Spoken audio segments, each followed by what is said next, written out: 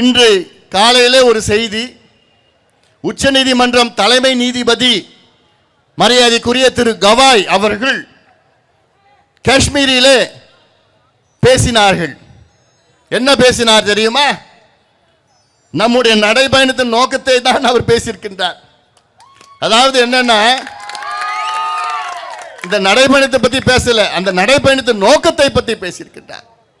அதாவது மக்களுக்கு அவர்களுடைய உரிமைகளை பற்றி விழிப்புணர்வு இல்லை என்றால் அப்படிப்பட்ட உரிமைகள் மக்கள் பெற முடியாது, மக்களுக்கு அந்த உரிமைகளே தேவையில்லை என்று பேசியிருக்கின்றார். மக்கள் உங்களுக்கு தெரியணும், அந்த உரிமை உங்களுக்கு உரிமை என்னவென்று உங்களுக்கு தெரிந்தால்தான் அதை நீங்கள் அரசிடம் தட்டி கேட்க முடியும். காரணம், அது உங்களுடைய உரிமை, கொடுப்பது அரசினுடைய கடமை. It is your right to ask. It is their duty to fulfill. அதைத்தான் சொல்ல இங்கே வருகை தந்திருக்கின்றேன். அதில் நான் ஒரு 10 உரிமைகளை எடுத்திருக்கிறேன், முக்கியமான உரிமைகள்.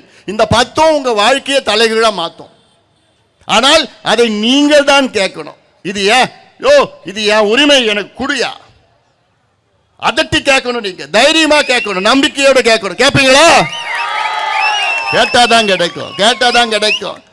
அதுவும் திமுக கிட்ட அவ்வளவுதான்.